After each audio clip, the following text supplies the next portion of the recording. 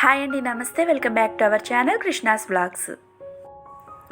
ఈరోజు ఈ వీడియోలో ఆయిల్ పీల్చకుండా పూరీల్ని ఇలా పొంగేటట్టు ఎలా ప్రిపేర్ చేసుకోవాలో చూపిస్తున్నానండి. దీనికి కాంబినేషన్గా పూరీ కర్రీని కూడా ఈజీగా ఎలా ప్రిపేర్ చేసుకోవాలో చూపిస్తున్నాను. ఇలా ప్రిపేర్ చేశారంటే ఇంట్లో అందరికీ నచ్చుతుంది, టేస్ట్ చాలా బాగుంటుంది. ఈ విధంగా ప్రిపేర్ చేశారంటే 20 నుంచి 25 నిమిషాల్లోపే బ్రేక్ఫాస్ట్ అనేది మనం రెడీ చేయొచ్చు. ముందుగా ఒక మిక్సింగ్ బౌల్ తీసుకొని అందులోకి 2 కప్పుల వరకు గోధుమ పిండిని తీసుకోండి. అందులో 1 టీ స్పూన్ వరకు సాల్ట్ని వేసి మొత్తాన్ని ఒకసారి కలపండి. ఇందులో 2 టేబుల్ స్పూన్ వరకు ఆయిల్ని వేసి ఆయిల్ గోధుమ పిండికి పట్టే విధంగా బాగా కలపాలి. మీరు తీసుకున్న గోధుమ పిండికి ఆయిల్ క్వాంటిటీ సరిపోయిందా లేదా అనేది ఎలా తెలియాలంటే, ఇలా పిండి కలుపుకున్న తర్వాత చేతితోటి ముద్దగా చేసామంటే, వీడియోలో చూపిస్తున్న విధంగా ఇలా ముద్దగా అయ్యిందంటే ఆయిల్ అనేది పిండికి సరిపోయిందని అర్థం. ఇలా కలుపుకున్న తర్వాత కొంచెం కొంచెం వాటర్ యాడ్ చేసుకుంటూ చపాతీ ముద్దలాగా కలుపుకోవాలి. మనం చపాతీ పిండిని ఏ విధంగా కలుపుతామో అలాగే కలపాలి. కాకపోతే ఇక్కడ ఎక్కువసేపు పిండిని ఇలా నీట్ చేసుకున్నామంటే పూరీలు ఆయిల్ పీల్చకుండా బాగా పొంగుతూ వస్తాయి. చపాతీ పిండి కంటే కూడా ఈ పూరీలు ప్రిపేర్ చేసే పిండి కొంచెం సాఫ్ట్గా అనేది ఉండాలి. వీడియోలో చూపిస్తున్న విధంగా ఇంకొక టీ స్పూన్ వరకు ఆయిల్ని కూడా వేసుకొని పిండిని బాగా మర్దన చేసుకోండి. పిండిని కనీసం ఒక 5 నిమిషాలన్నా ఈ విధంగా కలుపుకున్నామంటే పూరీలు అంత సాఫ్ట్గా ఆయిల్ పీల్చకుండా పొంగుతూ వస్తాయి. పిండిని ఈ విధంగా సాఫ్ట్గా కలుపుకున్న తర్వాత మూత పెట్టుకొని ఒక 10 నిమిషాలు పిండికి రెస్ట్ ఇవ్వండి. ఈలోపు దీనికి కాంబినేషన్గా ఆనియన్ కర్రీని ఎలా ప్రిపేర్ చేసుకోవాలో చూపిస్తాను. స్టవ్ వెలిగించుకొని ఒక గిన్నెను పెట్టుకొని అందులోకి 2 టేబుల్ స్పూన్ల వరకు ఆయిల్ని వేసుకోండి. ఆయిల్ హీట్ అయిన తర్వాత ఇందులోకి 1/2 టీ స్పూన్ ఆవాలు, 1/2 టీ స్పూన్ జీలకర్రని వేసుకోండి. 1 టీ స్పూన్ వరకు మినపప్పును కూడా వేసుకొని తాలింపుని గోల్డెన్ కలర్ వచ్చేంత వరకు ఫ్రై చేసుకోండి.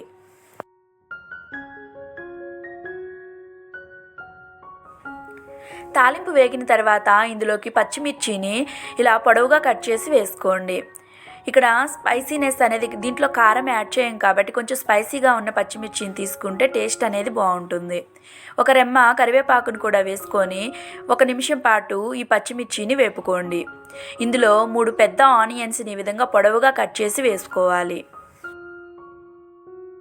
ఆనియన్స్ వేసుకున్న తర్వాత ఇందులోకి 1/2 టీ స్పూన్ పసుపుని, 1 టీ స్పూన్ వరకు సాల్ట్ని వేసుకొని ఒకసారి పసుపు ఉప్పు ఆనియన్స్కి పట్టే విధంగా బాగా కలపండి.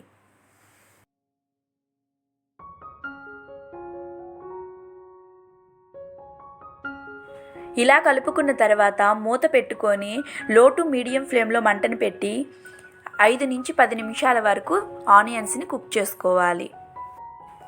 10 నిమిషాల తర్వాత మూత తీసి మొత్తాన్ని ఒకసారి కలపండి.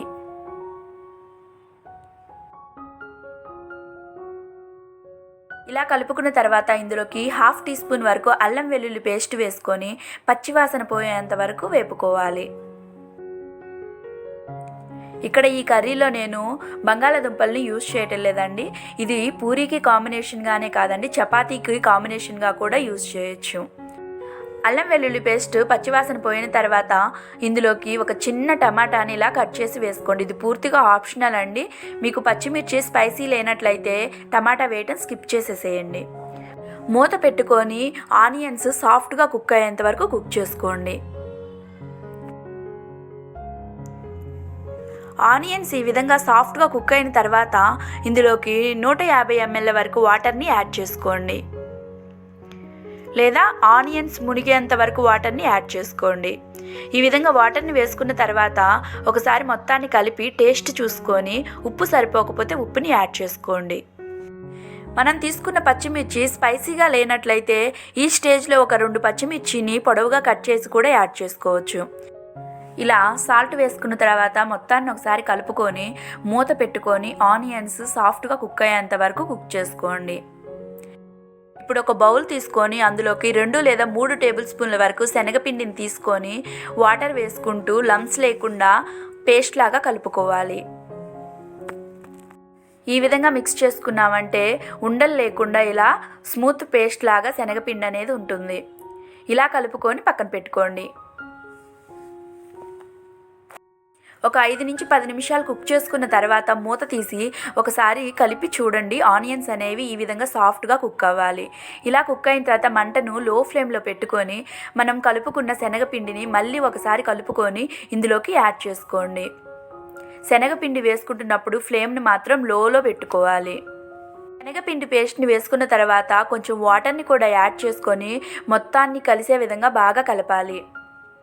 ఇలా కలుపుకునేటప్పుడు మనకి శనగపిండి వేయగానే కన్సిస్టెన్సీ థిక్గా వస్తుంది. కొంచెం కొంచెం వాటర్ యాడ్ చేసుకుంటూ మీడియం కన్సిస్టెన్సీ వచ్చేంత వరకు మనం వాటర్ని యాడ్ చేసుకోవాలి. మీకు కన్సిస్టెన్సీ అనేది థిక్గా కావాలా లూజ్గా కావాలా అనే దాన్ని బట్టి కూడా వాటర్ ఎక్కువ తక్కువ యాడ్ చేసుకోవచ్చు. కర్రీకి కన్సిస్టెన్సీ ఈ విధంగా ఉండాలి. ఇలా కలుపుకున్న తర్వాత మూత పెట్టుకొని ఒక 2 నిమిషాలు లో ఫ్లేమ్లో కుక్ చేసుకుంటే సరిపోతుంది. ఇది చల్లారిన తర్వాత ఇంకొంచెం థిక్గా రెడీ అవుతుంది.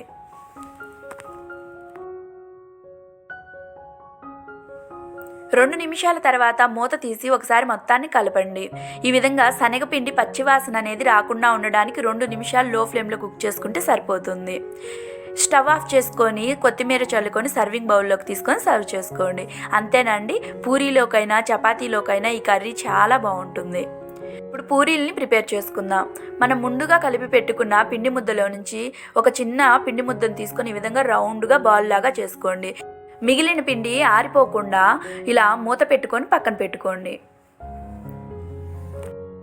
తీసుకున్న పిండి ముద్దని రౌండ్ బాల్ లాగా చేసి కొంచెం ఆయిల్ని అప్లై చేసి వీలైనంత పల్చగా రోల్ చేయండి. చాలామంది పూరీలు ప్రిపేర్ చేసేటప్పుడు మందంగా రోల్ చేస్తారండి. అలా చేసినట్టయితే టేస్ట్ అంతగా బాగోదు, ఆయిల్ కూడా బాగా పీలుస్తుంది. వీడియోలో చూపిస్తున్న విధంగా ఆయిల్ అప్లై చేసుకుంటూ వీలైనంత పల్చగా రోల్ చేసుకున్నారంటే పూరీలు చాలా బాగా వస్తాయండి. ఒకసారి నేను చెప్పిన విధంగా ట్రై చేయండి. మీకు ఎలా కుదిరిందో కూడా నాతో షేర్ చేసుకోండి. ఇదే విధంగా అన్ని పూరీలని రోల్ చేసుకొని పక్కన పెట్టుకోండి. వీటిని మీకు పర్ఫెక్ట్గా రౌండ్ సర్కిల్ షేప్ కావాలనుకుంటే ఒక బాక్స్ మూతతోటి కట్ చేసి తీసుకోండి. వీలైనంత వాటికి ఈ పూరీలని పక్కన చేసుకుంటూ వెంటనే ఆయిల్లో ఫ్రై చేసుకుంటే చాలా బాగా వస్తాయి. ఎక్కువ క్వాంటిటీలో మాత్రం రోల్ చేసి పక్కన పెట్టుకోకూడదు. చేసుకున్న దాన్ని బాగా వేడిగా ఉన్న ఆయిల్లో వేసి ఈ విధంగా గరిటెతోటి ప్రెస్ చేశారంటే ఈజీగా పొంగుతుంది. రెండో వైపుకి తొందరగా టర్న్ చేసుకోవాలండి. ఎందుకంటే ఈ పూరీల్ని హై ఫ్లేమ్లో మాత్రమే ప్రిపేర్ చేసుకోవాలి. అప్పుడే ఈ విధంగా ఆయిల్ పీల్చకుండా చక్కగా పొంగుతాయి. వీడియోలో చూపిస్తున్న విధంగా రోల్ చేసుకున్న దాన్ని వేడి వేడి నూనెలో ఈ విధంగా వేసి గరిటెతోటి ప్రెస్ చేశారంటే మనకి చక్కగా పూరీ అనేది పొంగుతుంది.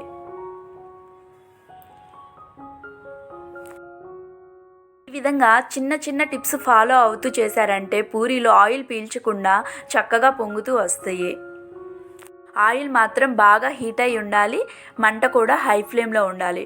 అప్పుడే పూరీలు ఈ విధంగా వస్తాయి. అదే ఆయిల్ తక్కువ హీట్లో ఉన్నట్లయితే పూరీలు బాగా క్రిస్పీగా వస్తాయి. ఈ పూరీల్ని సాఫ్ట్గానే కాదండి, క్రిస్పీగా ఇష్టపడే వాళ్ళు కూడా చాలామంది ఉన్నారు. ప్రాసెస్లో పూరీల్ని క్రిస్పీగా కూడా ప్రిపేర్ చేసుకోవచ్చు. అప్పుడు మంటను హై ఫ్లేమ్లో పెట్టుకోకుండా మీడియం ఫ్లేమ్లో పెట్టుకొని ఫ్రై చేసుకున్నారంటే సరిపోతుంది.